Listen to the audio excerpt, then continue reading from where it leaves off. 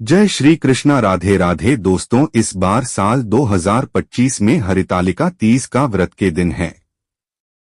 हरितालिका तीज व्रत में हमें क्या क्या खाना चाहिए और सगी कैसे लेनी चाहिए, व्रत का पारण कैसे करेंगे, सास की थाली कैसे सजाएंगे, अगर सास ना हो तब इस व्रत को कैसे पूर्ण करें। साथ ही साथ हरितालिका तीज में एक चीज जरूर ही खा लेनी चाहिए और गलती से भी 3 महिलाएं हरितालिका तीज का व्रत न रखें, क्योंकि इससे पति पर संकट आते हैं, पूरा घर बर्बाद भी हो सकता है। भगवान शिव और मां गौरी आपका घर, आपकी झोली खुशियों से भर देंगे और आप धनी बन जाएंगे और आपके पति पर कभी कोई संकट नहीं आ पाएगा। इसलिए सबसे पहले सच्चे दिल से कमेंट सेक्शन में ओम नमः शिवाय, जय मां गौरी, जय मां पार्वती जरूर लिखिए।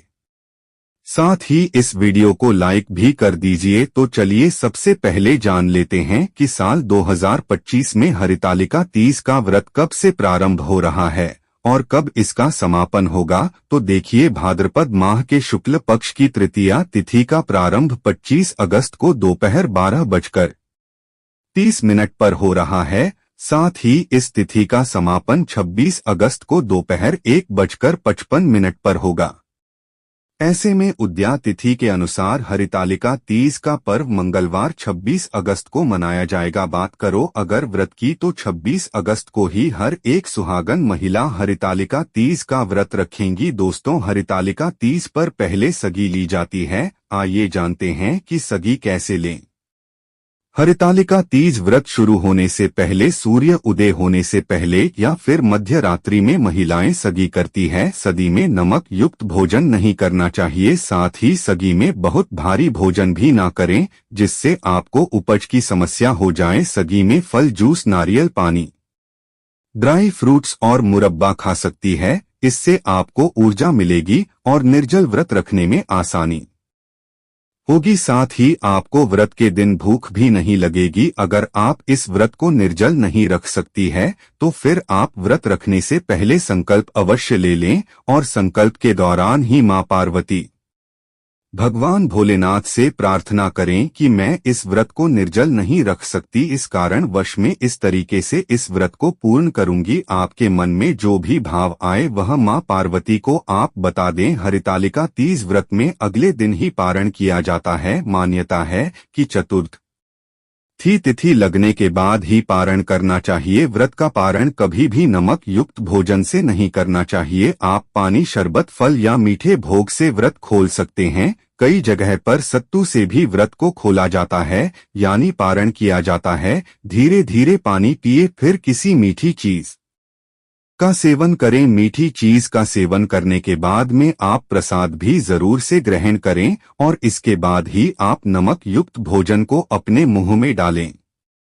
दोस्तों, शास्त्रों के अनुसार माना जाता है कि भगवान शिव और माता पार्वती को बेल फल अर्पित करने के बाद प्रसाद स्वरूप पूरे परिवार को जरूर खाना चाहिए। इससे आपके घर में हमेशा पैसों की कमी कभी नहीं होती है। घर में मां लक्ष्मी का आगमन होता है और इस दिन बेल का फल का खाना बहुत शुभ माना जाता है, मंगलकारी माना जाता है। इस दिन आप बेल का फल प्रसाद स्वरूप पूरे परिवार के साथ बांटकर खाएं, क्योंकि बेल में समस्त देवी देवताओं का वास होता है, उनका आशीर्वाद बसा होता है। दोस्तों, व्रत संपूर्ण होने के बाद सास की थाली दी जाती है। आइए जान लेते हैं कि थाली में कौन कौन सी सामग्री हमें जरूर ही रखनी चाहिए, जो कि बहुत ही ज्यादा शुभ मानी जाती है। लेकिन फिर से आपको एक चीज याद दिला दें कि कमेंट जय माता लक्ष्मी जरूर लिखें। राष्ट्रीय अनुरूप उपाय जो कि हरतालिका तीज पर बनता है, वह मैं आपको कमेंट सेक्शन में ही बता दूंगा। वीडियो लाइक नहीं किया है तो लाइक कर दीजिए। तो चलिए अब जान लेते हैं कि जो थाली है उसमें आपको क्या क्या जरूर ही रखना चाहिए, क्योंकि बगैर इसके आपका व्रत अधूरा ही माना जाएगा। हाल ही में आप कोई सुंदर सी साड़ी सफेद रंग को छोड़कर कोई भी लाल या पीले रंग की साड़ी को रख दीजिएगा। साथ ही में ब्याह बिछिया चूड़ियां मेहंदी महावर नेल पॉलिश कुमकुम कंघी मिठाइयां दक्षिणा अवश्य ही रख लीजिएगा। अगर आपकी सासू माँ नहीं है तो फिर आप इसे अपनी ननद को भी दे सकते हैं या बाहर किसी बुजुर्ग महिला को भी आप इसे दे सकते हैं जिसे आप अपना मानते हैं। आप उन्हें यह दे सकते हैं ताकि उनका आशीर्वाद आपको मिले। इसके लिए आप उनको प्रणाम पैर छूकर उनका आशीर्वाद भी जरूर ले लीजिएगा, तभी यह व्रत संपूर्ण और सफल माना जाता है। दोस्तों, हरितालिका तीज व्रत में तीज माता को यह 3 चीजें कभी भी अर्पित नहीं करनी चाहिए। ये 3 चीजें माता को चढ़ाने से व्रत टूट जाता है, पति को घोर पाप और विपदाएं आने लगती है और उल्टा आप पाप के भागीदार बन जाते हैं। ऐसा घोर पाप कभी मत करना। आइए जान लेते हैं दोस्तों कि सबसे पहले इस तीज व्रत में माता को कौन सी चीजें अर्पित करनी चाहिए। तो सामग्री जैसे कि कभी भी टूटे हुए जो चावल है वहां में समर्पित नहीं करने चाहिए। टूटी हुई चौकी, खंडित चौकी का प्रयोग भी नहीं करना चाहिए। चौकी पर हमेशा लाल कपड़ा बिछा आना चाहिए। मंदिर में भूलकर भी माचिस नहीं रखनी चाहिए, बहुत ही यह अशुभ माना जाता है। इस दिन फलों में नाशपाती कभी अर्पित नहीं करना चाहिए। हरितालिका तीज पर सफेद कपड़ा भी दान नहीं करना चाहिए और ना ही पहनना चाहिए। इस दिन जितना ज्यादा हो सके हरे, पीले, गुलाबी, लाल रंग के वस्त्र पहनें ना सबसे ज्यादा शुभ माना जाता है। दोस्तों, हरितालिका तीज पर माता को श्रृंगार अर्पित जरूर ही करना चाहिए। श्रृंगार हमेशा नया होना चाहिए, टूटा फूटा श्रृंगार अर्पित नहीं करना चाहिए। भगवान शिव और मां पार्वती की प्रतिमा या मूर्ति हो वह बिल्कुल भी खंडित नहीं होना चाहिए। आपको भी इस दिन संपूर्ण श्रृंगार करना चाहिए। इस दिन 16 श्रृंगार हर एक सुहागिन महिला को जरूर ही करना चाहिए। साथ ही मांग टीका पहनकर ही इस पूजा को करना चाहिए ताकि अखंड सौभाग्य का वरदान मां पार्वती से प्राप्त हो सके। श्रृंगार बिल्कुल ही खड़ा होना चाहिए। इस दिन माता की पूजा में कलश पर हमेशा नारियल को लिटाकर रखना चाहिए। खराब नारियल अर्पित नहीं करना चाहिए तथा पूजा में टूटे हुए चावल भी अर्पित नहीं करने चाहिए। दोस्तों, हरितालिका तीज पर कभी भी किसी की चुगली या फिर अपमान नहीं करना चाहिए। इस दिन पति पत्नी को दूरी बनाकर रखना चाहिए, सात्विक भोजन करना चाहिए और इस दिन बड़ों का ध्यान पूर्वक सम्मान करें। इस दिन मुख से गंदे विचार न भूलें क्योंकि यह व्रत पति से संबंधित है, इसलिए पति का सम्मान करें। पति को भूलकर भी गाली गलौज ना करें। इस दिन लहसुन प्याज का खाना घर के अंदर नहीं बनाना चाहिए। मांस मदिरा का भी सेवन ना करें और ना ही पूरे परिवार में किसी को करने दें। शास्त्रों के अनुसार अगर आप हरितालिका तीज का व्रत न रख सके तो कम से कम अपने हाथों में हरी भरी चूड़ियां अवश्य पहनें। मैं का श्रृंगार आदि इस दिन अवश्य ही हर सुहागन महिला को करना चाहिए। इससे आपके पति पर कष्ट नहीं आएंगे। दोस्तों, मासिक धर्म में हरितालिका तीज का व्रत अवश्य रखना चाहिए, परंतु देवी देवताओं की प्रतिमाओं को स्पर्श नहीं करना चाहिए। व्रत का पालन आप वैसे ही करें जैसे आप बाकी दिनों में करते चले आ रहे हैं। इससे आपको उतने ही फल की प्राप्ति होगी। बस आप पूजा किसी और व्यक्ति से करवा सकते हैं। दोस्तों, हरितालिका तीज पर शाम के समय में घर पर 3 चीजें कभी भी नहीं रखनी चाहिए, नहीं तो आपके घर से लक्ष्मी हमेशा के लिए दूर चली जाती है, दूसरों के पास चली जाती है। पहली चीज है नमक। शाम होते ही घर का नमक किसी को नहीं देना चाहिए, ना ही लेना चाहिए। दूसरी चीज है तेल। शाम ढलने के बाद में कभी किसी को तेल नहीं देना चाहिए। और तीसरी चीज है दूध। हरितालिका तीज पर शाम के समय घर का दूध किसी को भी नहीं देना चाहिए, नहीं तो आपके घर में सुख समृद्धि आपके घर से बाहर की ओर चली जाती है। हरितालिका तीज का व्रत 3 शादीशुदा महिलाओं को डोट इसे से भी नहीं रखना चाहिए, बहुत ही बड़ा अपशगुन माना जाता है। ऐसी महिलाओं को व्रत कभी भी सफल नहीं होता है, महापाप माना जाता है। माता पार्वती इनसे रुष्ट हो जाती है, क्रोधित हो जाती है। सबसे पहली महिला है चरित्रहीन महिला, शादीशुदा होने के बावजूद किसी पर पुरुष के मन में गंदे विचार लाती हो। ऐसी महिला को ऐसे व्रत से हमेशा दूर रहना चाहिए, क्योंकि ऐसी महिला यदि व्रत रख भी ले तो उसे पुण्य की प्राप्ति तो हो नहीं सकती, उल्टा उसे ऐसा घोर पाप लगेगा कि हो सकता है कि उसका पाप उसके बच्चों तक भी चढ़ जाए। तो ऐसी महिला को हरितालिका तीज का व्रत कभी नहीं रखना चाहिए।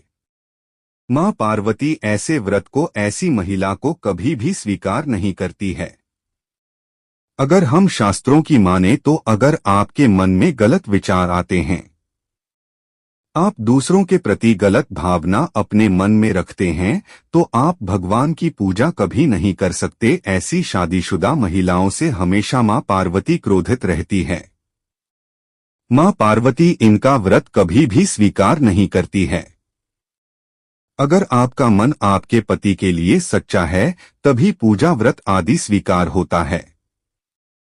जो महिला केवल अपने पति से प्रेम करती है और पति के प्रति ही समर्पण की भावना रखती है, मां पार्वती ऐसी महिला को साक्षात प्रकट होकर भी वरदान देती है। दोस्तों, दूसरी महिला है अधूरी शादी। खासतौर पर सुहागिन स्त्री के लिए हरतालिका तीज का व्रत बहुत ही महत्वपूर्ण माना जाता है।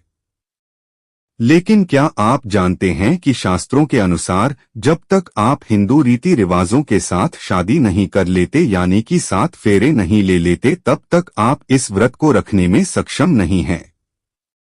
शास्त्रों में इस बात की कटाई मनाही है कि अगर आप कोर्ट मैरिज करते हैं तो फिर आप इस व्रत को रखने में सक्षम नहीं हैं। आपको ऐसे व्रत को नहीं रखना चाहिए। आप पहले अग्नि के 7 फेरे ले लें, तभी आप हरितालिका तीज का व्रत रख सकते हैं। और अगर आप शास्त्रों के विरुद्ध जाकर इस व्रत को रखते हैं तो फिर पाप के भागीदार बन सकते हैं।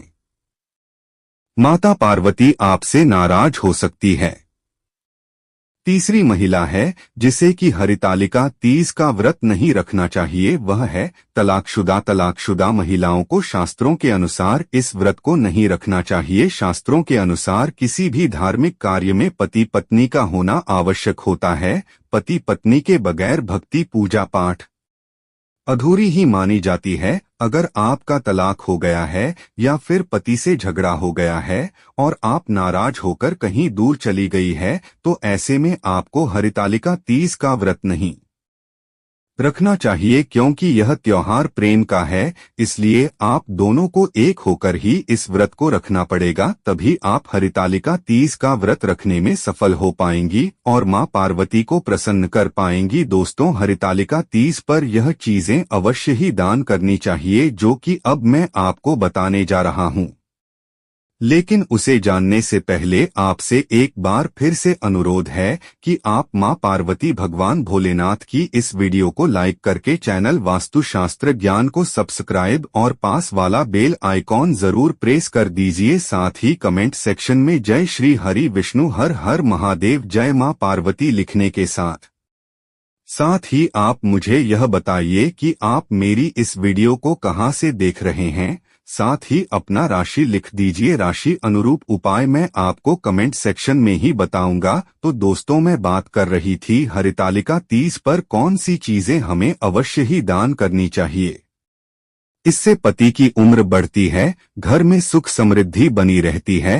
हरितालिका तीज पर इन चीजों का दान करने के बिना आपका व्रत भी संपूर्ण नहीं माना जाता है, व्रत अधूरा माना जाता है। इन चीजों का दान जरूर ही कीजिएगा। तो कौन सी चीज है, आप नोट कर लीजिए। देखिए, हरितालिका तीज पर मान्यता है कि इस दिन सुहागन महिला को सुहाग के सामान अवश्य ही मंदिर में या फिर किसी भी महिला को जरूर ही दान करना चाहिए। साथ ही मंदिर में फलों का दान भी करना सुख समृद्धि को लेकर आता है। इस दिन सुहाग की सामग्री दान करने से जीवन में धन वैभव तथा सभी प्रकार के सुखों की प्राप्ति होती है। लेकिन याद रहे, कोई भी चीज जो भी सामग्री आप दान कर रहे हैं वह बिल्कुल ही नहीं होनी चाहिए। यूज की हुई चीजें आपको दान नहीं करनी है। दोस्तों, हरितालिका तीज पर गेहूं और जौ का दान सोने के दान के समान माना जाता है। धार्मिक मान्यताओं के अनुसार तीज के व्रत में गेहूं का दान बहुत ही शुभ प्रदान करता है। अगर आपके पास गेहूं या नहीं है तो आप किसी जरूरतमंद को आटा भी दान कर सकते हैं। दोस्तों, हरितालिका तीज पर किसी ब्राह्मण महिला या गरीब को वस्त्र जरूर ही दान करने चाहिए। मान्यता है कि महादेव शिव और देवी पार्वती बहुत प्रसन्न होते हैं और अखंड सौभाग्य का वरदान मिलता है। दोस्तों, शास्त्रों के अनुसार हरितालिका तीज पर चावल का दान बहुत ही शुभ माना जाता है। कहा जाता है कि हरितालिका तीज पर चावल का दान करना शुक्र ग्रह से संबंधित और सभी दोषों से आपको मुक्ति दिलाता है, परिवार में सुख शांति प्रदान करता है। जो भी महिला संपूर्ण नियम के साथ, संपूर्ण विधि और संपूर्ण सामग्री के साथ इस व्रत को पूर्ण करते हैं, माता पार्वती और भगवान भोलेनाथ दोनों हाथों से ऐसी महिला की झोली खुशियों से भर देते हैं। दोस्तों, माना जाता है कि हरितालिका तीज पर गुड़ का दान करना भी सबसे ज्यादा उत्तम फल को प्राप्त करवाता है। इस दिन गरीबों को गुड़ का दान करने से महिला को स्वास्थ्य लाभ मिलता है, पति सदैव कामयाब रहता है और घर में दौलत का आगमन बना रहता है। धन लक्ष्मी सुख समृद्धि सब कुछ हासिल हो जाता है। दोस्तों, आज का वीडियो कैसे लगा? अच्छा लगा है तो एक लाइक जरूर करें। धन्यवाद।